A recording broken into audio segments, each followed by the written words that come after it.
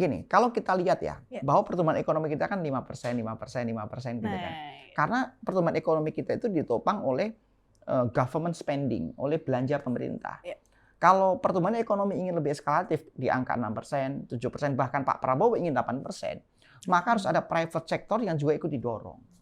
Nah, private sector ini harus menjadi salah satu engine dan lokomotif untuk menggerakkan ekonomi. Nggak bisa cukup dengan government spending. Makanya kalau kita lihat kebijakan-kebijakan Menteri Keuangan yang baru ini, yang lagi hits dan viral ini, itu contohnya, yang tadinya uang nganggur di Bank Indonesia 450 triliun, bertahap 200 triliun ditaruh di sistem keuangan Indonesia untuk mendorong private sector, misalnya.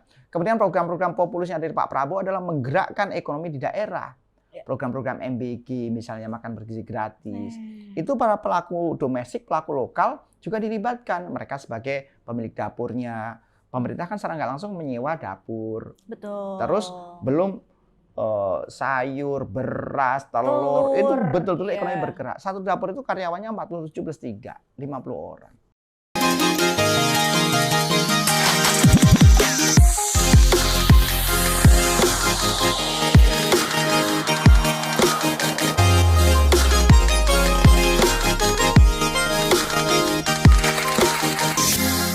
Aja kali ya. Ya, selamat datang Bang Ajip. Terima kasih undangannya Mbak Mila, Mbak Sasa. Terima kasih Bang Ajip udah datang. Ya. Aduh jadi grogi nih karena Bang Ajip ini sebenarnya sering banget diundang di TV Begitu. Iya betul. Makanya kita mau tanya-tanya lah ya tentang ya ekonomi Indonesia ini seperti apa gitu. Nah Bang Ajip, sekarang lagi sibuk apa nih? Jadi dari luar kan kelihatannya Bang Ajip nih aktif banget ya. Kalau aku lihat dari status WA nih, wah abis dipanggil di TV ini, kayak gue jadi bingung nih gitu kan. Nah sebagai pengusaha, analis ekonomi juga, aktif di organisasi, boleh ceritain sedikit gak nih gimana sih perjalanan Bang Ajip sampai dengan sekarang? Perjalanannya kita potong dari mana dulu nih, karena kalau panjang ke belakang nggak jauh juga nih. Waktu kita habis cerita tentang biografi. Sampai dengan Bang Ajip menjadi analis ekonomi. Ya memang kebetulan background saya memang di ekonomi sebenarnya Mbak Mila. Tapi memang ekonominya waktu itu, kuliah saya itu kan kebetulan kuliah kampusnya punya Kementerian Keuangan, Sekolah Tinggi Akuntansi Negara waktu itu. Jadi memang selama 3 tahun kita belajar tentang ekonomi, baik makro, mikro, dan juga bagaimana keuangan negara. Kira-kira begitu aja. Nah, backgroundnya memang dari sisi keilmuannya kebetulan di ekonomi, kebetulan. Nah, tahun 2002 lulus kuliah, kemudian sempat jadi PNS tuh, jadi ASN, aparatur sipil negara. Awalnya di kementerian yang cukup lumayan lah, sekarang menterinya lagi hits, Menteri Keuangan. Saya di Kementerian Keuangan lama, Direktorat Jenderal yang juga cukup banyak diomongin orang, Direktorat Jenderal Pajak. Jadi saya itu dulu adalah tax officer, pemungut pajak. Tapi sekarang taxpayer, pembayar pajak. Beda dikit. Point of view-nya beda nih kayaknya. Beda point of view. Saya keluar PNS tahun 2009 ya, tahun 2009. Jadi 7 tahun saya berkarir di PNS. Jadi waktu keluar PNS saya bayar ke negara. Karena kalau kuliah di STAN itu harus penalti. Ada ikatan dinas. Penalti gitu ya? Iya, ada penaltinya. Ada hitung-hitungannya. Singkat cerita bayar ke negara untuk keluar PNS waktu itu. Wow. Kemudian setelah keluar PNS, ya kita melakukan usaha. Makanya kalau sobat kasih tahu itu banyak yang juga di sektor bisnis. Kalau kita baca-baca buku nih, ada buku namanya Teori Keynesian. Ini Keynes itu pasti kalau orang-orang ekonomi paham itu Keynesian. Itu bahwa bilang begini. Ekonomi itu tidak bisa bertumbuh secara alamiah. Harus ada intervensi regulasi dari pemerintah, bagaimana arah ekonomi yang lebih merata ke depannya. Artinya kalau point of view-nya kita balik dari pengusahanya, pengusaha-pengusaha muda, pengusaha-pengusaha mula, itu harus paham dan tahu betul bagaimana arah kebijakan pemerintah ke depannya. Sehingga harus tahu. Jadi ketika kita mau masuk bisnis, kita betul-betul masuk ke sektor bisnis yang mendapatkan insentif dari pemerintah, yang mendapatkan kemudahan-kemudahan dari pemerintah, dan sejalan dengan program-program besar pemerintah lainnya. Jadi energi kita akan bisa lebih optimal atau maksimum productivity ketika memang kita align dengan program dari pemerintah. Sekarang ini kan program pemerintah berbicara ketahanan pangan, ketahanan energi, pemberdayaan SDM, Yes. digitalisasi ekonomi, dan lain-lain. Kompleksitas masalah seperti ini kemudian yang terangkum dalam namanya Astacita. Astacita. Sebenarnya kalau kita terjemahkan program-program Astacita itu, akan banyak sekali program-program teknis turunan yang sebenarnya akan menarik kalau teman-teman semua itu bisa terjun ke bisnis itu. Kira-kira begitu narasinya, yang align. Jadi tahu loh aku nih. Iya dong, harus. Kalau enggak kita ini kan energinya, waktunya, modalnya, belum kalau modal kita pinjam, ya kan. Betul. Harus kita ukur betul bagaimana return on investment-nya, bagaimana tingkat pengembaliannya, bayar bunganya, bayar bagi hasil kalau kita dari investasi dan lain-lain. Tapi poinnya adalah bagaimana ketika kita melakukan kegiatan ekonomi, melakukan bisnis itu betul-betul bisa optimal, bisa maksimal hasilnya. Kira-kira begitu Mbak Mila. Oh alah, ini benar-benar memang background-nya Bang Ajib nih ya memang udah ekonomi misalnya gitu, memang ahlinya ya harus kita gali nih kayaknya nih. Jadi yang banyak kita lakukan sekarang itu kita membangun ekosistem bisnis. Karena kelemahan di Indonesia itu kalau kita bandingkan dengan China misalnya, China itu bisa membangun sebuah ekosistem bisnis per komoditas unggulan sehingga nilai tambahnya dirasakan maksimal oleh para pelaku ekonomi daerah. Contoh, kemarin saya jalan-jalan ke Lampung. Di Lampung itu ada sebuah, katakan sektor perikanan ya, ada sebuah tambak yang sangat legend, yang sangat legendaris, namanya katakanlah ya, ini sebuah studi kasus, itu namanya tambak di Pasena. Itu ada di Lampung? Ada di Lampung, yang dulu Gajah Tunggal, kemudian pernah di Rekapital dan lain-lain. Tapi ada 7.000 petambak yang ada di sana. Sehari itu panennya bisa 20-30 ton per hari. Per hari. Tapi kalau kita lihat, infrastruktur pendukung di sana belum maksimal. Harusnya di sana udah ada cold storage, ada pengolahan. Sehingga kalau orientasi baik ekspor maupun buat pasar domestik, harusnya sudah ada nilai tambah maksimal. Nah, ini yang belum terbangun maksimal. Kalau di China, setiap clustering bisnis itu ada terbangun sebuah ekosistem. Ini kalau berbicara peternakan, perikanan. Contoh lain pertanian deh. Kemarin saya, Mbak Dewi, dan teman-teman itu habis dari Kalimantan Selatan misalnya. Hasil panen padi di satu kabupaten harus pindah ke kabupaten yang lain untuk hanya ada rice milling unit namanya, penggilingan gabah. Gitu ya. Kemudian harus balik lagi ke sini ke kabupaten yang bersangkutan. Kan ini ongkos logistiknya ini kan sebenarnya terbuang sebenarnya. Seharusnya ketika di sini diukur, oh di sini ada 10.000 hektar. Panen 1 hektarnya 5 ton. Berarti potensinya ada sekian ribu ton setiap kali masa panen. Berapa kapasitas penggilingan gabahnya? Bagaimana warehousing-nya? Bagaimana kebutuhan di internal kabupatennya dan lain-lain. Itulah yang namanya ekosistem bisnis. Pemerintah harus membangun ekosistem bisnis sehingga setiap nilai tambah ekonomi atas komoditas itu dirasakan oleh para pelaku ekonomi di daerah itu. Itu baru maksimal secara ekonomi. Ya, kira-kira begitu. Ya mungkin kalau sekarang ya bisa dibilang masih belum maksimal gitu ya. Belum maksimal. Bang Ajib, apalagi kayak infrastruktur. Kalau tadi Bang Ajib bilang di Lampung, karena saya juga pernah di Lampung, Bang Ajib. Oh ya? Maksudnya perbatasan antara Sumsel dan Lampung itu wah. Tapi masih asli Lampung atau bukan kan? Bukan. Sumsel suami. Oh oke. Tapi pernah dinas di sana 4 tahun. Wong gitu galau. Oh ya. Dinas di sana 4 tahun lumayan tuh Bang Ajib. Iya. Infrastrukturnya, oh my god, maksudnya kalau untuk mobil biasa aja tuh sulit. Oke, termasuk infrastruktur. Jadi begini Mbak Mila dan Mbak Sasa, bahwa di infrastruktur itulah salah satu variabel yang menambah biaya logistik. Atau itu menambah, kalau dalam konteks bisnis namanya HPP, harga pokok penjualannya, atau COGS, cost of goods sales. Kalau di luar negeri itu infrastruktur dan logistik itu membebani COGS itu hanya kira-kira 13-15%. Tapi di Indonesia itu masih kisaran 23%. Artinya biaya tinggi yang ada di Indonesia untuk memproduksi barang dan jasa salah satunya karena logistik. Salah satunya karena infrastruktur. Jadi memang di Indonesia ini banyak PR. Tapi kemudian mana PR yang menjadi bagian pemerintah? PR yang kemudian menjadi bagian yang harus diselesaikan oleh pengusaha. Ini harus kita pilah-pilah dengan maksimal sehingga kita juga pengusaha ini harus siap dengan segala keadaan yang ada. Kalau ada opportunity kita siap ambil. Tapi kalau ada problem, ya sesuatu yang challenging, ya kita tinggal selesaikan aja. Ya ini dibutuhkan mental toughness seorang pengusaha.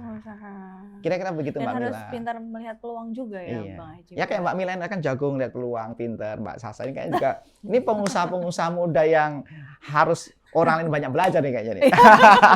Banyak harus dibina lah ya. Iya. Karena kan kita tahu juga nih Bang Ajib tuh sering jadi narasumber soal ekonomi. Nah, menurut Bang Ajib sendiri gimana kondisi ekonomi Indonesia sekarang ini nih, Bang? Karena terutama buat sektor UMKM dan pengusaha muda. Oke, kita lihat anatomi ekonomi makro Indonesia dulu, Mbak Sasa. Indonesia ini begini. Kita lihat makronya dulu ya. Makro. Kalau ukuran ekonomi masing-masing negara itu ada yang namanya produk domestik bruto namanya PDB. PDB kita itu adalah fungsi dari konsumsi ditambah investasi ditambah belanja pemerintah ditambah dengan selisih ekspor impor, itu namanya PDB. Dan PDB Indonesia itu kira-kira sekitar 1,3 triliun US dollar, setara dengan 24.000 triliun setiap tahun. 23.000 atau 24.000 triliun tadi itu kira-kira nomor 14 sebesar dunia. Nomor 14. Makanya kita masuk negara namanya G20. G20 adalah 20 negara dengan kekuatan ekonomi terbesar dunia. Nomor satunya Amerika dengan 26 triliun US dollar. Dan nomor 2 kita nomor 14. Nomor 2 itu China. Di angka kira-kira 17 triliun US dollar. Kita masih 1,3 1,4. Tapi kemudian kita bandingkan dengan data yang lain bahwa apa? Dalam sebuah sistem ekonomi itu ada yang namanya demand, ada sebuah permintaan. Demand yang menjadi demand domestik itu namanya jumlah penduduk. Menariknya, jumlah penduduk Indonesia itu ada 280-an juta orang. Itu nomor 4 besar dunia, hanya kalah dari India, China, dan Amerika. Kita nomor 4. Makanya kemudian Indonesia punya narasi menuju Indonesia emas tahun 2045, itulah negara nomor 4 atau 5 besar dunia. Penjelasannya dari sana. Sehingga kemudian kita bisa bayangkan, kalau kita negara sementara nomor 14 besar dunia, pengen menjadi nomor 4 atau 5 besar dunia. Kue ekonomi itu masih besar sekali. Sehingga pertanyaannya adalah seberapa besar kue potensi ekonominya. Dan kemudian pertanyaannya seberapa banyak yang bisa kita ambil dan bagaimana peran UMKM. Turunannya kan ke sana nih. Oke ya. Jadi sebelum kita tanya seberapa besar, kita lihat dulu kuenya ada atau enggak, kue ekonominya. Kue ekonominya ada, karena kita masih 1,3 triliun US dollar. Kalau kita ingin lompat ke 23 triliun, ini kan lipat 10-20 kali lipat. 10 kali lipat loh, bukan 10%, 10 kali lipat. Dan possibility-nya ada, karena kita punya demand yang begitu luar biasa. Dan bahkan dalam konteks struktur demografi, kita mengalami namanya demografi positif, atau bonus demografi. Artinya orang yang dalam masa-masa kerja kayak Mbak Sasa, kayak Mbak Mila, kita ini, saya juga masih milenial nih kan, itu jumlahnya lebih banyak daripada orang yang sudah tidak produktif. Nah, dalam konteks anatomi ekonomi seperti itu, kesimpulannya adalah Indonesia masih punya potensi kue ekonomi yang begitu besar. Sekarang kita lihat struktur ekonominya, bahwa UMKM kita itu jumlahnya, kalau kita mengambil data dari Kementerian Koperasi dan UMKM, sekarang terpisah Kementerian Koperasi sendiri, Kementerian UMKM sendiri, tapi data mereka masih menunjukkan angka yang sama, bahwa kira-kira ada sekitar 64-65 juta orang pelaku UMKM. Banyak ya? Sangat banyak. Wow. Tinggal bagaimana kemudian para pelaku UMKM ini harusnya dibuatkan sebuah clustering bisnis. Karena kalau tanpa clustering bisnis mereka tidak bisa membuat lompatan ekonomi yang tadinya mikro menjadi kecil, kecil menjadi menengah, dan menengah potensi menjadi besar. Dan bahkan besar itu bisa potensi global misalnya. Jadi UMKM yang ada ini, jadi pertama kuenya ada dulu nih, kue ekonominya. UMKM-nya bagaimana mengarah ke sana, harus ada clustering, harus ada. Ya? Tanpa itu nggak bisa. Gampangannya begini deh, UMKM ini kan semua skala ekonomi. Yang penting ketika mereka asetnya masih di bawah 10 miliar, mereka masih masuk ke kategori UMKM sebenarnya. Kalau undang-undang UMKM ya. Iya, betul. Sekarang begini, kita contoh konkret aja. Termasuk petani, nelayan itu kan juga UMKM sebenarnya. Atau misalnya pedagang di pasar. Ketika mereka mau pinjam uang di bank, mereka belum tentu punya rekening. Pas mau pinjam, tahu-tahu mereka kena pinjol. Iya loh, kena pinjol kan cuma 5.000, 1 juta. Begitu dipinjol macet, di pinjaman online macet, masuk kena ke BI checking, sekarang namanya slik OJK. Begitu kena itu mereka mau pinjam bank aja susah. Padahal mungkin secara bisnis mereka bagus gitu. Jadi poinnya adalah ketika kemudian mereka tidak dilakukan sebuah clustering ekosistem, maka akan berat mereka membuat lompatan untuk naik kelas. Sehingga menjadi PR kita adalah baik sebagai pelaku usaha maupun terutama juga pemerintah harus memberikan insentif yang tepat sasaran. Itu seharusnya dibuat clustering bisnis masing-masing para pelaku UMKM. Berarti clusteringnya itu berdasarkan bidang atau berdasarkan? Jadi skala ekonominya masuk. Contoh, contoh, kita membina para petani. Kita pasti bina petani itu minimal 100 hektar atau 200 hektar. Karena kalau di bahasa katakan bertani padi deh. Petani padi itu kalau beli bibit, beli pupuk, biaya pengolahan lahan, dan lain-lain itu kira-kira di angka 10 juta per hektar, 1 kali masa tanam. Jadi kalau 100 hektar ya kita skala ekonominya kita modal 1 miliar gitu. Sehingga itu namanya skala ekonomi. Kalau skala ekonominya masuk, clustering itu harus dibangun. Makanya kalau petani ada namanya poktan, ada namanya kapoktan. Iya, kelompok tani. Kelompok tani gitu ya. sebenarnya. Makanya wadah seperti koperasi itu sebenarnya bagus. Tinggal bagaimana itu dioptimalisasi.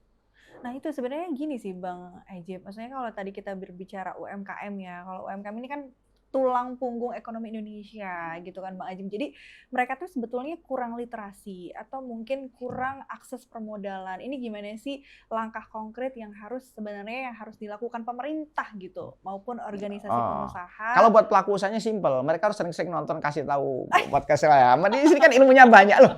Karena saya sepakat dengan Mbak Mila bahwa literasi kewirausahaan mereka rendah, literasi keuangan mereka juga masih kurang. Kadang mereka tuh nggak tahu gitu bagaimana sih untuk usaha mereka tuh bankable. Iya, apalagi bikin laporan keuangan. Apalagi masih nyatu sama rekening pribadi itu kan sebenarnya masalah UMKM sesimpel harus itu. Harus nonton. Kasih tahu ya.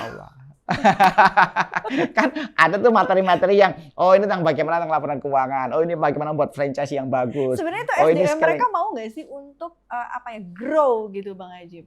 Harus UMKM ini harus pilihan cuma itu. Karena gini loh, UMKM ini kan sebenarnya adalah entrepreneur, adalah pengusaha gitu. Jadi gini, engine kemajuan ekonomi itu lewat 2. 1 lewat private sector, 2 lewat UMKM. Kalau UMKM ini ya bertumbuh seperti ini. Kalau private sector itu kuncinya ada penyerapan tenaga kerja, industri, manufacturing, dan lain-lain. Jadi sebenarnya kalau UMKM ini ya mereka pengusaha gitu. Benar-benar yang struggle itu ya. Harus ada upgrading keilmuan, jaringan, dan lain. Makanya organisasi seperti HIPMI, Kadin, APindo jadi sangat bagus karena begini. Kalau kita ingin jadi pengusaha, kita harus ada di komunitas pengusaha.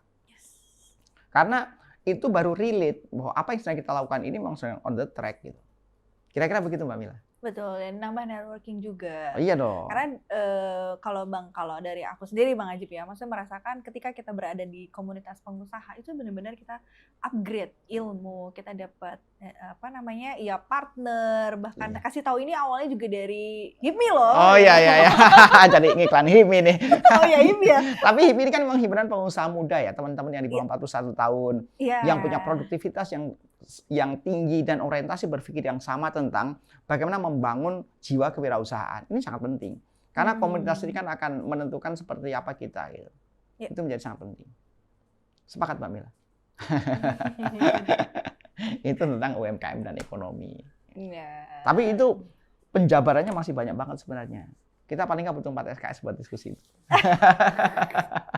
Ini harus ada sesi talk show, online. Kedua nih. Ya. Bang Ajib ini kan aktif di berbagai macam organisasi. Nah, masing-masing itu punya peran yang berbeda. Tapi sama-sama berpengaruh terhadap kebijakan ekonomi dan dunia usaha. Nah, dari pengalaman Bang Ajib sendiri di berbagai organisasi ini, apa pelajaran paling berharga tentang bagaimana sektor swasta bisa bersinergi dengan pemerintah untuk mendorong pertumbuhan ekonomi nasional? Jadi gini, ini pertama tentang bagaimana sektor swastanya dulu, kemudian bagaimana pengalaman dan nilai atau value ketika kita berorganisasi. 2 hal ya. Kalau saya coba ambil kesimpulan atas pertanyaan terakhir. Pertama tentang bagaimana hubungan antara private sector dengan pemerintah. Kalau di APindo itu mendorong spirit yang namanya Indonesia Incorporated. Yaitu bagaimana kita mendorong private sector, pelaku usaha itu bukan hanya sekedar kita sebagai subjek dan pelaku ekonomi, tapi kita menjadi bagian dari partner pemerintah, bahkan mulai dari mendesain regulasi, kemudian sampai menjalankan regulasi, karena kita adalah pelakunya. Sehingga bagaimana regulasi-regulasi yang didorong oleh pemerintah itu align dengan gagasan besar dari, katakan dari Pak Presiden punya asas cita dan lain-lain. Sehingga energinya mengarah ke hal yang sama, orientasi kebijakan-kebijakannya mengarah ke hal yang sama. Jadi itu yang bagian namanya Indonesia Incorporated, bahwa pelaku usaha dan pemerintah itu berpartner. Kita bukan sekedar pelaku ekonomi, tapi partnership yang terbangun inilah untuk mendorong pertumbuhan ekonomi yang lebih eskalatif dan pemerataan yang lebih baik. Karena dengan pemerataan ekonomi yang terjadi itu bisa membuat kita membuat lompatan ekonomi dari middle income trap. Itu yang menjadi harapan kita. Itu berbicara spirit tentang bagaimana private sector dengan negara, dengan pemerintahan. Kemudian apa hikmah kita berorganisasi, tadi disebutkan banyak sekali ya. Yang memang kebetulan hobi saya berorganisasi, berteman aja. Banyak sekali loh ini. Ya, karena dengan kita banyak teman, kita justru banyak belajar. Ya, itu dengan betul. Kita banyak teman, kita jadi tahu bahwa masih banyak yang belum kita tahu gitu. Artinya disitulah kita belajar berproses. Kalau saya baca buku ya itu saya pernah baca tentang bagaimana kita harus selalu merasa hijau gitu. Karena ketika kita merasa hijau kita terus akan bertumbuh. Tapi saat kita merasa kita matang, besok kita akan busuk gitu. Jadi artinya ya proses belajar itu tidak pernah berhenti gitu. Proses kita mencari sesuatu yang lebih tentang keilmuan itu ya harus kita lakukan terus. Kira-kira begitu. Itulah fungsi berjejaring. Kita ketemu banyak orang baru, ada orang pinter.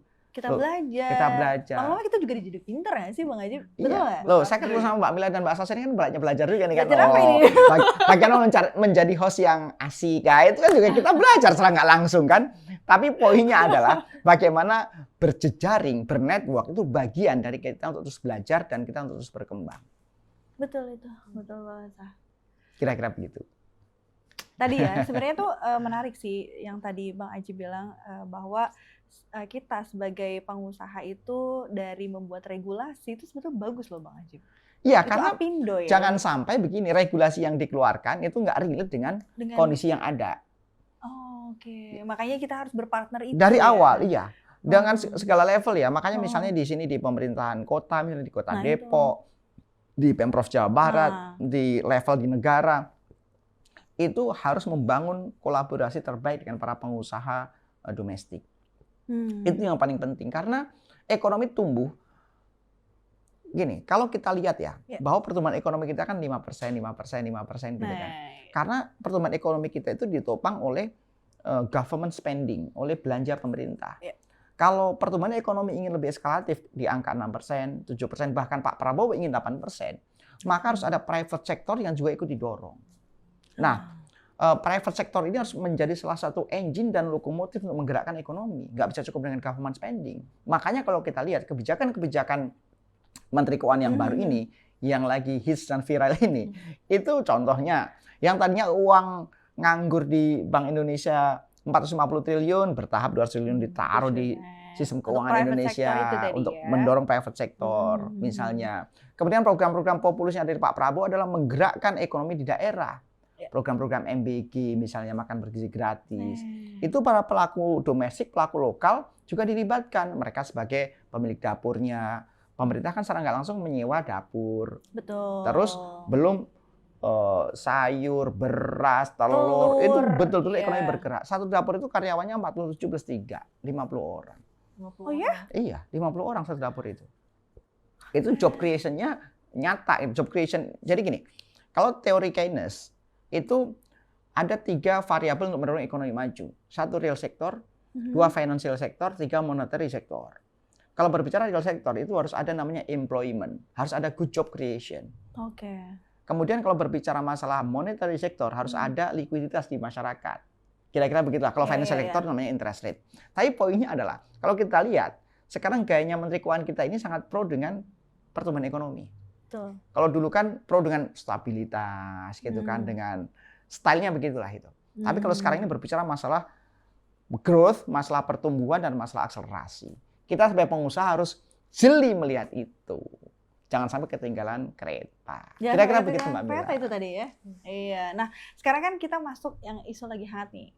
Bang Ajib, kita baru punya tadi disebut lagi ya, Menteri Keuangan yang baru Pak Purbaya. Nah banyak yang menilai gaya beliau ini cukup berbeda dari Menteri sebelumnya Ibu Sri Mulyani. Nah misalnya nih, beliau berencana mengambil alih anggaran MBG kalau tidak terserap dengan baik, beliau akan mengalihkan ke program bantuan pangan beras 10 kilo. Nah sebagai analis ekonomi nih, bagaimana pandangan Bang Ajib terhadap kebijakan ini? Jadi sebenarnya dialihin nih kalau nggak keserap tadi tuh si MBG-nya sisa dialih ke bantuan pangan ini. Iya. Program MBG ini kan program populis dari Pak Prabowo yang begitu jalan, ini kan program yang besar. Melibatkan banyak stakeholder dan melibatkan kewenangan yang begitu luar biasa. Tadinya tahun ini akan ada uang 171 triliun tadinya. Hanya untuk MBG aja. Dan tahun depan itu Pak Prabowo sudah menyampaikan di pidato kenegaraan kemarin tanggal 15 Agustus 2025 kemarin bahwa Tahun 2026 budget untuk MBG aja udah 338 triliun. Ini kan luar biasa besar. Tapi kan ini belum dibarengi dengan kecepatan di lapangan. Pasti. Para private sector belum.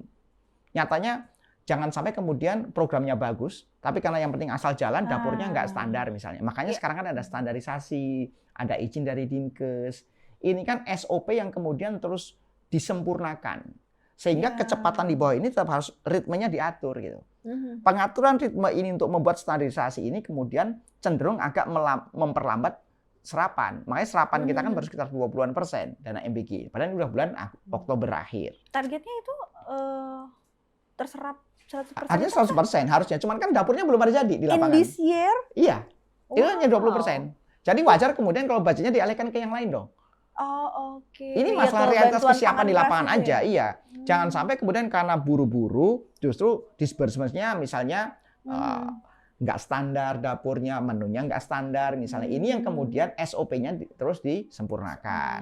Karena proses penyempurnaan SOP, proses penyempurnaan standarisasi itulah kemudian budgeting dan alokasi dari APBN itu cenderung agak lambat. Kita memaklumi itu dan ini bagus ya. Dalam arti bagus itu bahwa standarisasi itu menjadi sangat penting. Karena ini budgetnya dari pemerintah, ini kan uang APBN nih. Iya. Tapi tahun depan harapan kita adalah 300 triliun itu terserap. Karena ini menggerakkan ekonomi di lapangan dan harapan kita memberikan multiplier effect pada job creation, kemudian perputaran komoditas, dan ini baru investasi jangka pendeknya ya. Jangka panjangnya adalah tentunya berbicara masalah stunting turun dan lain-lain. Ya.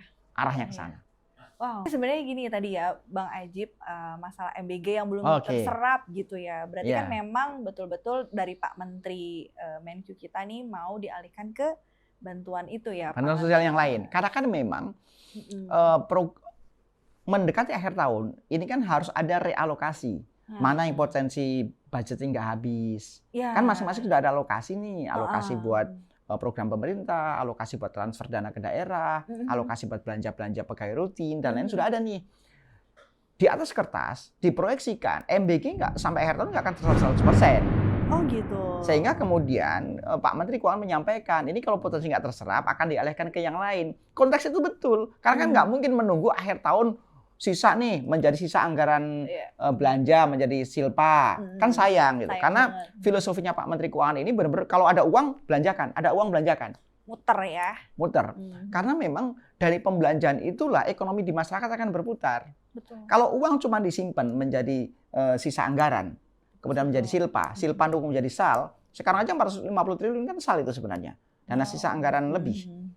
Itu maka ekonomi nggak akan bergerak.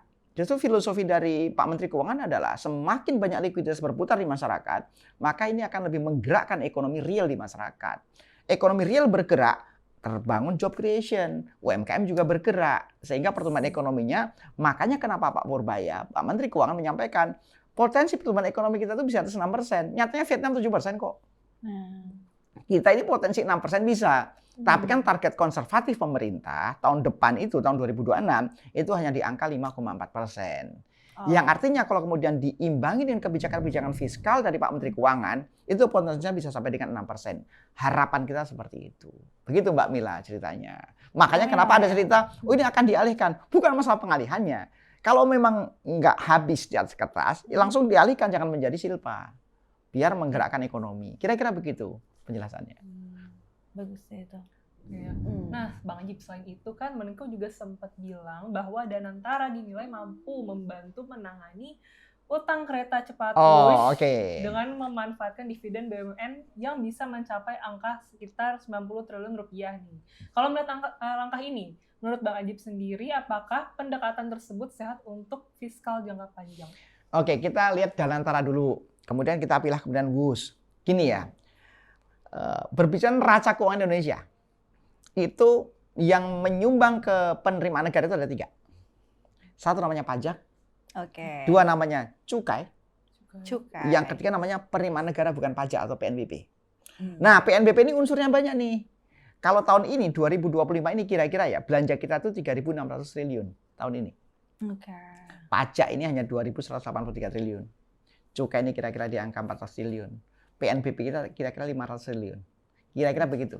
Jadi total penerimaan kita potensi 3.000 triliun. 600 triliun utang lagi. Tahun 2025. Oke ya. Nah, dari PNBP tadi itu salah satu variabel isinya sebelumnya itu namanya dividen dari BUMN. Yang tahun 2024 besarnya 90 triliun. Narasinya begitu dulu nih. Ya.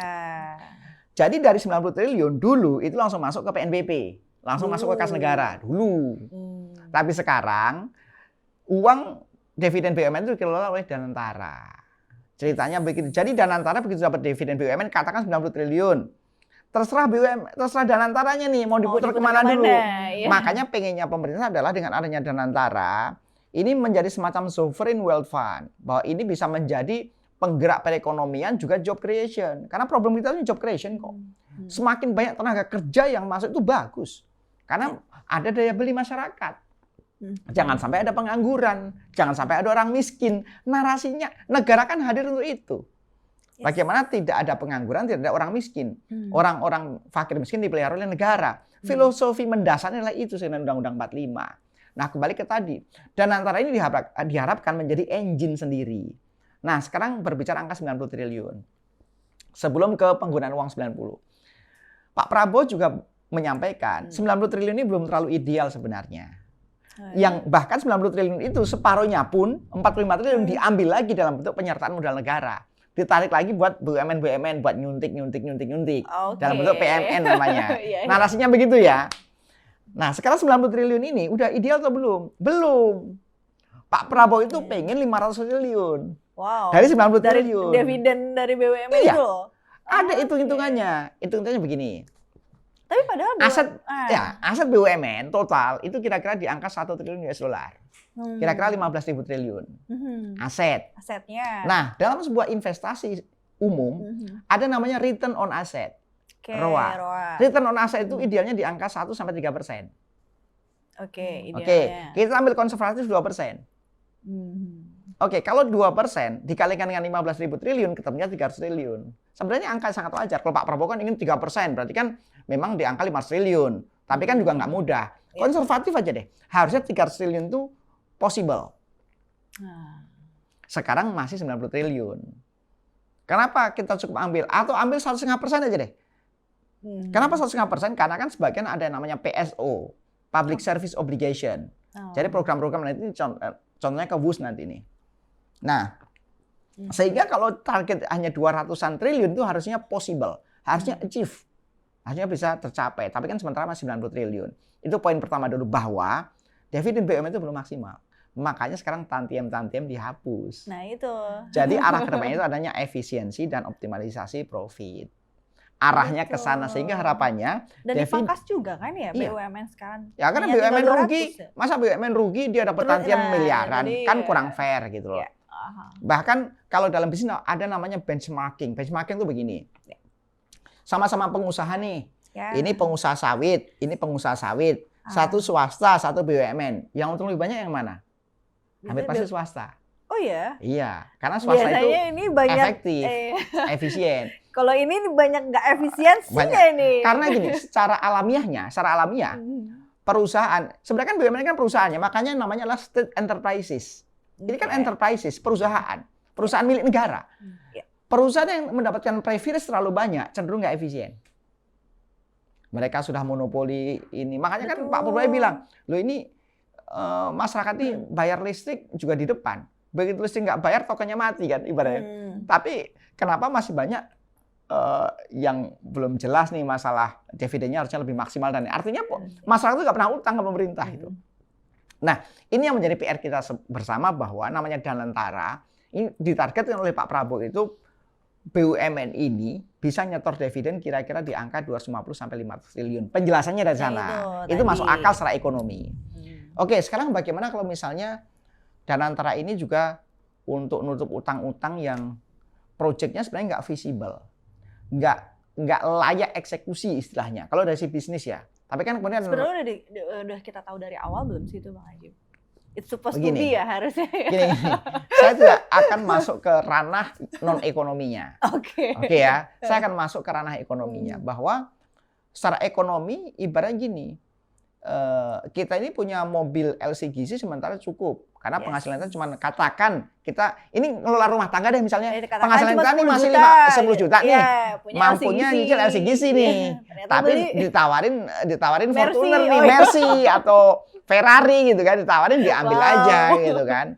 Ya, walaupun ada penjelasannya, oh ini kan buat pengembangan ekonomi daerah, buat ini segala macam. Ya, pertanyaannya adalah seberapa urgent gitu. Lebih penting transportasi atau menaikkan pendapatan per kapita masyarakat misalnya. Karena kalau ekonomi itu naik, pasti juga ekonomi akan lebih berputar. Contoh, misalnya gini ya. Sekarang UMR katakan di Jakarta berapa sih UMR? 5,4 ya. 5 juta katakan misalnya. Orang yang punya penghasilan UMR 5 juta pasti habis dikonsumsi. Kecenderungannya ya. Mereka habis konsumsi. Pasti. Jarang yang mereka investasi, tapi katakan habis konsumsi 5 juta. Gambarannya namanya pemerataan ekonomi itu begini, Mbak Mila, Mbak Sasa. Ada orang punya penghasilan 5 juta, ada orang penghasilan punya 5 miliar sebulan. Ini kan sangat jomplang nih kan. Jauh banget. Makanya bahkan 50 orang terkaya, kalau dijumlahkan kayaknya itu lebih banyak daripada 50 juta orang dijumlahkan juga kekayaannya. Ini kan namanya itu namanya Gini rasio, namanya gap. Iya, gap. Itu namanya Gini rasio. Gini rasio kita masih 0,38, nggak ideal. Sebagai gambaran ekonomi berputar begini Mbak Mila. Ini ada 5 juta penghasilan. Ada orang punya 5 miliar sebulan. Orang yang punya 5 miliar sebulan, mereka makan juga 3 kali sehari. Ya gitu-gitu aja konsumsinya. Ya mereka paling beli barang mewah dan lain-lain. Orang yang punya 5 juta, ini mereka butuh makan 3 kali sehari juga.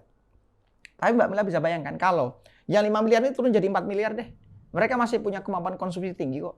Tapi yang 5 juta, penghasilannya naik 10 juta. Orang yang naik 10 juta ini, mereka yang tadinya nggak pernah nonton bioskop jadi nonton bioskop. Ekonomi berputar. Mereka yang tadinya ngopi cuma seminggu sekali jadi ngopi seminggu 2 kali. Coffee shop hidup. Mereka yang tadinya nggak pernah liburan, mereka jadi liburan, jadi naik pesawat. Pariwisata hidup, transportasi hidup. Jadi ekonomi itu akan berputar ketika terjadi pemerataan yang lebih baik. Jadi seharusnya BUMN itu sebagai vehicle untuk mendorong pemerataan. Narasinya begitu seharusnya, jangan program-program yang terkesan mercusuar, tapi impact ekonominya sedikit, padahal itu kalau utang ditanggung oleh masyarakat lagi. Jadi kalau tanya setuju atau tidak, kira-kira narasinya begitulah. Bisa setuju, bisa enggak, ini kan selalu abu-abu ya, selalu abu-abu. Tapi ini kan berbicara manfaat mudorot, lebih banyak manfaat atau mudorotnya itu aja. Cukup jelas ya? Jangan dipaksa setuju atau nggak setuju, maunya ambil kesimpulan sendiri. Nah nih Bang Ajib, tadi kan kita berbicara Menq lagi nih Pak Purbaya ya. Ini kan juga menyinggung soal perbandingan pertumbuhan ekonomi pada era Pak SBY dan Jokowi. Dulu katanya kalau Pak SBY ekonomi tumbuh 6%, kalau Pak Jokowi 5%. Karena alasannya Pak SBY ini lebih santai dalam mendorong pembangunan, sedangkan kalau Pak Jokowi kan pembangunan besar-besaran ya, infrastruktur kayak gitu. Jadi akibatnya sektor pemerintah tuh jalan gitu. Jadi swasta itu nggak tertinggal. Nah, menurut Bang Ajib, seperti apa potensi ekonomi Indonesia di era Pak Presiden Prabowo? Kita bandingkan dulu, berarti kan sebenarnya kita tarik 20 tahun ke belakang. Gitu, iya. Kita 20 tahun ke belakang karena berbicara dari Pak SBY, Pak Jokowi dan kemudian Pak Prabowo. Masing-masing masa ini kan punya tantangannya sendiri-sendiri. Beda-beda ya. Kita ingat ketika Pak SBY jadi presiden, itu relatif terbantu dengan namanya commodities windfall. Jadi harga batu bara naik, terus harga CPO naik, sehingga pertumbuhan ekonominya itu terkerek dari sana. Sebenarnya ada faktor luck-nya di sana. Padahal pada saat itu untuk pembangunan itu belum ya, maksudnya melambat atau tidak seperti era Pak Jokowi gitu. Di emerging country seperti Indonesia ini dalam konteks ekonomi ada namanya Dutch disease. Dutch disease itu adalah begini.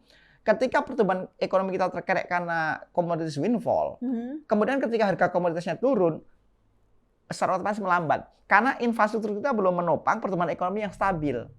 Karena sistem ekonomi kita belum siap untuk harga komoditasnya rendah. Manufacturing kita belum kuat, makanya bahkan sekarang namanya deindustrialisasi. Di mana sektor manufaktur itu hanya kontribusi kira-kira 18-19%, di bawah 20%. Sehingga kemudian serapan tenaga kerja kita rendah.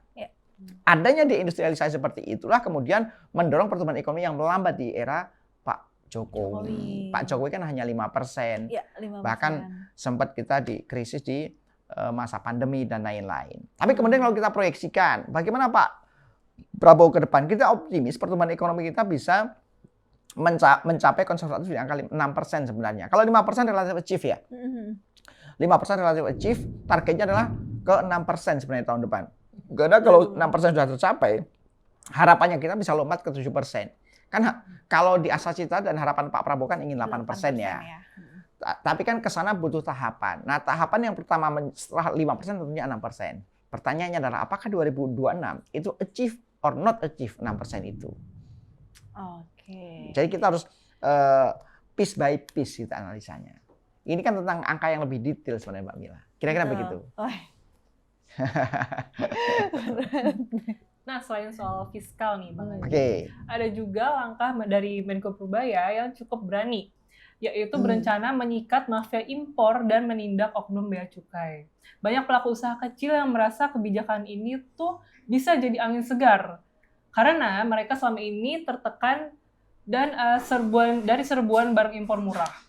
Nah, menurut Bang Haji sendiri nih, sejauh mana sih langkah ini bisa benar-benar memperbaiki iklim usaha di dalam negeri, terutama bagi pengusaha lokal ataupun UMKM?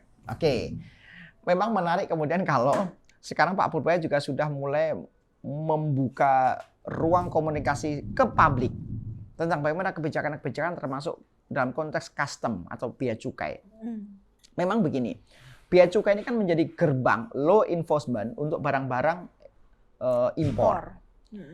Memang sudah saatnya barang-barang impor, terutama yang ilegal ya, itu memang harus ada penindakan, ada law enforcement. Karena fungsi bea cukai adalah law enforcement untuk barang-barang seperti itu. Misalnya banyak sekali barang thrifting, itu UMKM kita pasti kalah. Padahal UMKM kita ini nggak kalah bagus dari sisi kualitas, tapi dari sisi merek kan kalah masalahnya. Sehingga menariknya gebrakan Pak Purbaya sekarang adalah Pak Purbaya itu bukan ngobrak-abrik sektor hilirnya, hulunya yang dihajar dulu. Kalau misalnya mau kan, ya udah operasi pasar aja di Mangga 2, di Kalibata, di Tanah Abang, kan banyak di sana kan. Tapi masalahnya kalau mereka yang disisir, mereka yang dioperasi pasar, kasihan, mereka hanya UMKM. Mereka udah modal, kadang-kadang beli di depan, bal-balan gitu kan, bentuknya seperti itu kan. Satu bal berapa, dua bal berapa kan gitu. Kasihan pelaku ekonominya. Harusnya dihentikan adalah importirnya, itu udah betul mulanya. Hulunya. Kalau otomatis sana berhentikan, otomatis di sini berhenti. Jadi dunia usaha sih, terutama Apindo juga menyambut positif gebrakan Pak Purbaya, karena ini akan memberikan stabilitas baru terhadap UMKM. UMKM ini kan perlu diberikan level playing field yang sama. Jadi dalam sebuah arena yang sama dan diberikan perlindungan secara kebijakan. Kalau nggak dilindungi, ya pasti kalah lah. Pasti kalah kalau nggak dilindungi. Terus di sini mau produksi merek lokal misalnya. Kalau zaman tahun 90-an ya, saya waktu SMA dulu. Itu ada, kalau saya dari Magelang kan. Jadi ada di Jogja itu ada namanya Dagadu. Oh, gitu kan. Zaman dulu. Zaman dulu. Dagadu tuh terkenal banget. Oh, terkenal banget kan. Jogja. Terus di Bandung kan juga pasti ada merek-merek lokal banyak sekali kan. Nah, jadi hal seperti itu yang pengen kita hidupkan kembali, bahwa ada merek-merek lokal yang menjadi champion. Tapi masalahnya sekarang ini kan pasar bebas nih. Betul. Sehingga kemudian ketika ada barang-barang ilegal yang masuk ke Indonesia, ya ini harus dihentikan secara regulasi. Fungsi pemerintah di sana melindungi produk-produk domestik kita, melindungi UMKM kita agar bisa lebih bertumbuh dan bisa punya daya saing. Jadi kesimpulannya program Pak Purbaya ini sangat bagus dan tentunya UMKM akan cenderung antusias dengan program-program yang didorong oleh Pak Purbaya. Kira-kira begitu Mbak Sasa? Seneng sih sebetulnya, apalagi kalau misalnya itu tadi ya keran impor itu. Iya, impor juga harus dihitung ulang ya, karena contoh China itu mereka melakukan dumping ekonomi luar biasa. Makanya barang-barang mereka bisa murah. Jangankan berbicara masalah konsumsi barangnya, mereka produksi barang pun melakukan dumping kok. Misalnya pengusahanya dipinjemin bunga 0%, itu kan ditanggung oleh pemerintah bunganya. Artinya HPP mereka rendah gitu. Dan itulah dumping ekonomi. Iya, dumping ekonomi yang dilakukan oleh China. Sekarang bagaimana Indonesia? Jangan kita berbicara dumping masalah konsumsinya, bahkan produksinya pun kita harus diadakan politik dumping secara ekonomi. Jadi perlindungan gitu loh. Sehingga kita punya barang dan jasa yang bisa lebih kompetitif di pasar global. Itu yang kita harapkan, Mbak Mila. Itu PR-nya ya? Ya, PR-nya. Karena sebenarnya kalau kita apple to apple ya belum gitu ya Bang Ajib. Kalau secara produk sebenarnya udah bagus, cuma ya itu dia kalah dari brand. Terus kita juga kadang-kadang UMKM kita tuh ya belum bisa bersaing lah gitu, secara standar untuk menyaingi mereka gitu ya. Betul. Bang Ajib. Nah ini baru-baru ini juga ramai nih Bang Ajib tentang kenaikan cukai rokok 57%. Jadi kan pemerintah tuh sebenarnya tujuannya untuk menekan konsumsi rokok. Oke. Nah itu di sisi lain ini sebenarnya banyak PHK nih jadinya nih Bang Ajib. Sebenarnya gini Mbak Mila ya, perlu kita sampaikan sebenarnya justru program Pak Purbay adalah tidak menaikkan cukai rokok. Karena selama 3 tahun berturut-turut 2022, 23 dan 24 cukai rokok itu udah naik terus. Iya, naik memang. Terus. Jadi overall itu memang lebih dari 60%. Jadi kalau kita beli rokok nih, rokok enggak, tanya aja, enggak ngerokok kan? Misalnya satu rokok harga, siapa yang ngerokok? Siapa yang ngerokok di sini? Rokok apa contohnya? Oh, 30. Misalnya 30.000 ya, misalnya rokok 30.000, kita nggak usah nyebutin merek, tetap 30.000 harga rokok. Itu kira-kira 16-17.000 itu setor ke negara. Dalam bentuk cukai, terus pajak, PPh, badan dan lain. Iya. Tuh 60-70% itu setor ke negara. Itu HPP-nya itu paling cuma 5.000, 6.000. Kira-kira gitu. Jadi dan kalau kita lihat cukai itu 80-90% itu penerimaannya masuk dari cukai rokok. Itu tadi. Iya, kita cukai rokok itu nyumbang sekitar 250 triliun setiap tahun. Setiap tahun 250 triliun buat rokok dan itu bayar di depan. Beda dengan kalau kita misalnya beli barang nih, kita beli jam tangan, kita beli baju, yang bayar PPN ya. Itu kan kita belanja, uangnya kita titipin pengusaha baru store kan ke negara. Itu filosofi PPN. Kalau rokok enggak. Rokok itu sebelum produksi, tahun depan gua mau produksi gini, bayar di depan dulu. Ijon. Kan beli cukai. Oh, oke. Jadi ini penerimaan pasti buat negara dan di depan. Setiap tahun 250 triliun kira-kira. Nah, tapi kan pada saat mereka ya itu tadi gitu, maksudnya supply and demand, profitnya akhirnya jadi sekarang PHK. Kalau ini dinaikkan terus cukainya, problemnya itu bukan profit. Jumlah perokok menurun loh. Jadi, problemnya apa? Rokok ilegal tambah. Rokok ya kan? ilegal? Coba, siapa yang suka ngerokok? Lalu beli. Bahkan sekarang online shop aja ada kan? Apa contohnya? Tuh. Rokok banyak. Loh, itu alih-alih perokok tahu. Sekarang itu perkiraan kita itu lebih dari 10% rokok itu ilegal. Why? Kenapa mereka bisa masuk? Tanya yang beli rokok tuh. Bisa kan? Rokok lokal. Rokok lokal tapi tanpa cukai. Belinya satu pak itu yang 30.000 cuma 10.000. Betul nggak? 10.000. 10.000. Ya kan? Satu harganya. Jadi bukan perokoknya yang berkurang, tapi mereka cari rokok yang ilegal.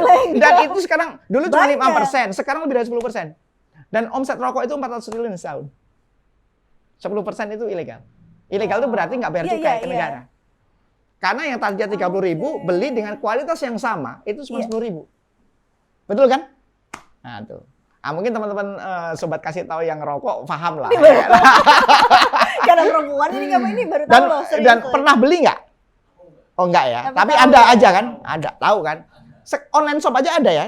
Online shop aja ada. Bayangin.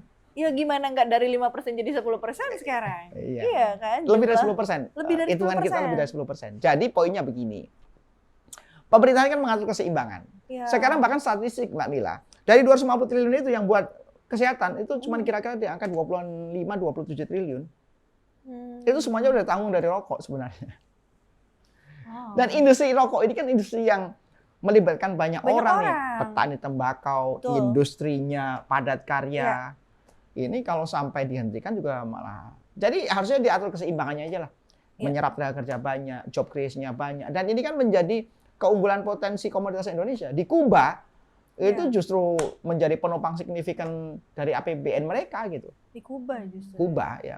Makanya kalau kita nyigar, sigar itu cerutu kan dari Kuba kan yang terkenal. Karena mereka bisa mengkapitalisasi value komoditas unggulan mereka yaitu tembakau. Kira-kira begitu ya. Jadi kalau ditanya bagaimana cukai rokok harus dikelola dengan baik lah, pemerintah harus wise. Makanya mereka itu mengeluarkan namanya kebijakan. Kalau cuma aturan ya Pak RT juga bisa ngeluarin aturan, tapi kan kebijakan itu kan harus bijak ada nilai bijaknya. Iya, itu tadi menyeimbangkan. Menyeimbangkan. Kira-kira begitu ya Mbak Mila ya. Betul. Nah satu lagi. Tapi Mbak Sasa nggak ngerokok kan? Oh, Enggak, siapa? Kan cuma nanya saya siapa tahu. Kita nggak ada yang ngerokok. Oh, nggak ada ngerokok. Oh iya. Bisa jadi paham bahas ini Iya, ya. iya Oh, serius, iya, serius. iya, Baru iya. tahu banget. Nah, ada satu lagi isu yang menarik nih, Bang Oke. Ajib. Nah, kan katanya banyak laporan soal dana mengendap di kas pemerintah daerah Oke. yang cukup besar dan ada kecurigaan bahwa dana ini diparkir untuk mendapatkan bunga di bank. Nah, menurut Bang Ajib sendiri apa yang sebenarnya terjadi dan bagaimana cara pemerintah bisa menggantikan dana publik itu untuk benar-benar terserap sebagai pembangunan daerah gitu? Sebenarnya gini, kalau pemerintah, ini kan sudah menjadi domain pemerintah, bukan domain kita sebagai pengusaha maupun swasta ya. Tapi kalau kita melihat dari spektrum, dari sudut POV-nya, point of view-nya pemerintah, simple sebenarnya. Pemerintah ini kan punya instrumen fiskal, punya instrumen moneter. Mereka punya dana transfer daerah, makanya Pak Purbaya bilang, boleh dana transfernya kita tambahin, tapi benerin dulu dong distribusi dan pengelolaannya. Karena diindikasikan kira-kira di angka 200 triliun itu masih mengendap di sistem keuangan kita. Harusnya kan ini gini loh. Bisa aja nih, oke ini tagihan-tagihan berjalan, tapi kan coba kita misalnya jadi kontraktor pemerintah. Kita pekerjaan udah selesai, belum dibayar-bayar, sebulan, 2 bulan, bahkan ulang tahun, udah tahunnya kan. Loh, kemarin saya ketemu dengan kontraktor-kontraktor, banyak yang belum dibayar. Kasihan loh Bang Ajib. Kasihan gitu, padahal mereka untuk ngerjain itu mereka utang bank. Betul. Utang bank bayar bunga ke bank. Lu kenapa nggak langsung duit yang ada langsung aja bayarin gitu. Makanya kemudian ketika ini konteksnya Pemda, ada juga yang BUMN. Lu mereka punya duit sebenarnya. Tapi nggak langsung dibayarkan. Padahal contoh kalau kita kontraktor, begitu kita dibayar kan uangnya kepake lagi gitu. Iya. Tapi coba kita 2 bulan, 3 bulan belum dibayar. Kita gaji karyawan aja pusing gitu. Cash flow-nya yang terganggu. Jadi yang diharapkan oleh Pak Menteri Keuangan adalah uang itu sudah dicairkan ke masyarakat. Tagihan-tagihan ngapain nunggu Desember? Apa cuman karena bunga bank? Tambah 1%. Ya 1% kalau kalikan triliun kan lumayan juga uangnya.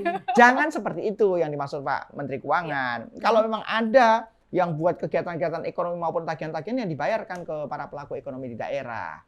Kalau memang ada budgetnya yang segera dicairkan, jangan cuma disimpan. Karena kalau disimpan itu kan bunga nggak seberapa, tapi kan ekonomi nggak bergerak di bawah. Jangan sampai bergeraknya hanya di bulan November, Desember itu pun ujung semua gitu.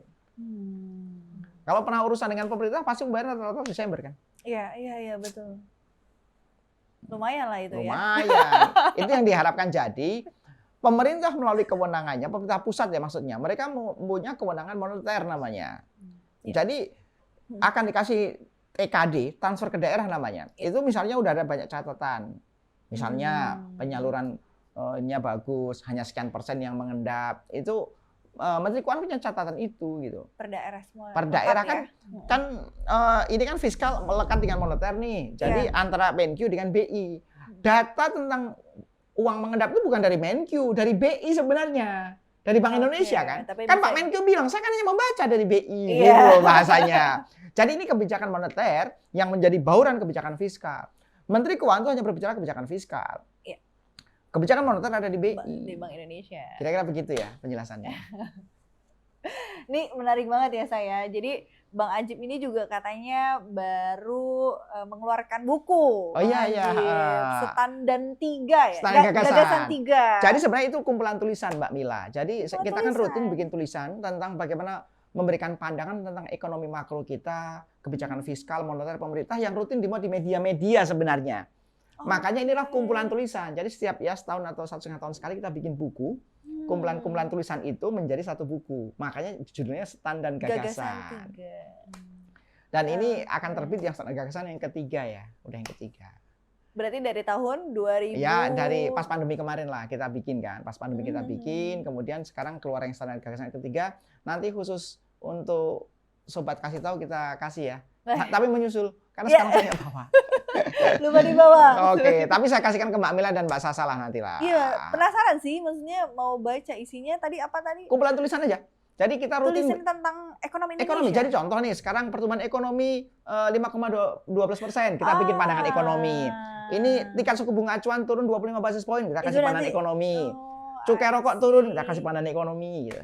Yang ini sebenarnya tulisannya udah dimuat di media-media. Saya rata-rata antara 10 sampai 20 media yang memuat tulisan gitu. Sama teman-teman jurnalis aja kok. Mereka yang memuat, kita bikin rilis tulisan. Nah, sebenarnya yang ngusulin bikin buku itu teman-teman jurnalis bilang, Mas Ajib, kenapa nggak dibikin? Kenapa nggak dibikin buku? Karena tulisan ini cukup relevan nih. Karena kan saya pasti ada teori ekonominya. Jadi apa faktor pertumbuhan ekonomi? Apa faktor neraca dagang ekspor impor? Bagaimana proyeksi ke depan? Bagaimana sekarang rilis dari BPS itu dan proyeksi ke depannya? Kira-kira begitu. Nah, jadi karena rekan-rekan jurnalis kasih usulan, kita bikin buku. Namanya Stand dan Gagasan atau kumpulan tulisan. Tadinya saya mau kasih judul Bunga Rampai. Cuman kalau namanya Bunga Rampai kayaknya udah terlalu umum. Udah ada. Makanya saya bikin berbeda namanya Stand dan Gagasan kan. Tapi kalau orang Medan banyak Setan dan Gagasan. Setan dan Gagasan. Setan dan Gagasan. Jadi ini kumpulan tulisan aja. Jadi nanti saya kasih tahu ya. Nanti saya susulin. Begitu Mbak Mila. Khusus buat Mbak Mila dan Mbak Sasa. Dan teman-teman produksi podcast kasih tahu. Terima kasih Bang Sama-sama. Ajib. Nah, Bang Ajib, kalau Bang Ajib bisa kasih pesan ke sobat kasih tahu atau ke pengusaha muda yang baru mau mulai, apa hal yang paling penting yang harus mereka pegang biar bisa bertahan di era yang dinamis kayak sekarang? Akan selalu berulang ya. Yang dipentingkan oleh seorang pengusaha itu pertama kita harus bisa dipercaya. Saya kan sering baca buku. Saya suka dengan Nabi Muhammad ya. Jadi kalau saya baca buku, beliau ini kan pengusaha kan awalnya kan. Betul. Dan julukan beliau itulah Al-Amin, orang yang bisa dipercaya. Jadi kalau kita terjemahkan dengan bahasa kekinian, orang harus punya integritas. Betul. Udah pasti. Karena kan circle kita kecil, misalnya Mbak Mila, Mbak Sasa di HIPMI. Kecil banget. Atau Kadin, di Kane. Orangnya itu lagi kan. Coba kalau kita nggak punya integritas, jangan sama itu orangnya begini, jangan sama itu orangnya begini. Itu jadi cepat banget. Iya kan cepat banget. Jadi kuncinya adalah teman-teman pengusaha itu harus punya integritas. Dan satu hal terakhir adalah begini. Selain itu kita harus selalu mengupgrade kemampuan diri kita. Ini yang tadi saya sampaikan. Kalau saya baca dari seseorang yang sangat luar biasa, yang bahkan karena luar biasanya, namanya itu menjadi salah satu surat di Al-Quran, namanya Luqman Al-Hakim. Ya, Luqman Al-Hakim bilang begini kepada kita, teruslah belajar, karena ketika kamu miskin itu akan menjadi hartamu, dan ketika kamu kaya itu akan menjadi perhiasanmu. Wah. Kira-kira begitu. Teruslah belajar. Ya, memang begitu ya. Betul. Nah, termasuk belajar tuh kita ngeliat podcast kasih tahu itu bagian belajar juga itu. Betul. Iya dong. Kita juga belajar nih dari Bang Ajib banyak banget ya. Nah, untuk menutup ini podcast kita hari ini, apa sih pesan dan harapan Bang Ajib untuk perkembangan para pelaku usaha di Indonesia dalam 5 sampai 10 tahun dari sekarang? Kalau dalam berbisnis dan berusaha, kita harus terus menjaga ritme antusiasme kita, udah pasti. Karena akan banyak sekali yang draining energi, akan banyak sekali yang membuat kita semangatnya turun. Kita ketipu orang, gitu kan? Kita belum tentu langsung punya untung, bisa habis dulu modalnya dan artinya kita akan melewati siklus itu gitu. Jadi teruslah semangat, terus berusaha dan yakin usaha sampai. Yakin usaha akan sampai ya nih. Nih keren banget ya obrolan kita hari ini, Bang Ajib. Terima kasih banyak. Sama-sama Mbak Mila, sama-sama Mbak Sasa ya, sukses selalu ya. Iya, ini banyak banget. Saya akan jadi rutin nonton podcast kasih tahu di YouTube. Masya Allah. Jadi terima kasih banyak ya insight-nya ya. Kita banyak banget dapat insight tentang ekonomi Indonesia. Betul. Yang tadinya sebenarnya jujur ya Bang Ajib, aku ya belum tahu gitu karena kita hanya baca headline di sosmed nih gitu kan. Tapi apa sih sebenarnya kebijakan ini gitu. Nah, ini kita dapat banyak banget ya. Jadi lebih tahu. Iya, insight-nya. Oke. Memang apa ya, buat anak-anak muda juga kayaknya lebih mudah dimengerti gitu ya Kamila obrolan kali ini. Makasih banyak ya Bang Ajib. Oke, sama-sama Mbak Sasa. Sampai ketemu di kesempatan selanjutnya ya. Iya, ini kalau mau follow Bang Ajib di mana nih Bang Ajib? Instagramnya di Instagram di Ajib Hamdani Official. Ajib Hamdani Official. Instagram ada officialnya. Yang centang biru. Ada centang birunya. Oke, dan jangan lupa juga subscribe YouTube Kasih Tahu Official dan juga follow Instagram Kasih Tahu Official. Oke, terima kasih semuanya. Sampai jumpa.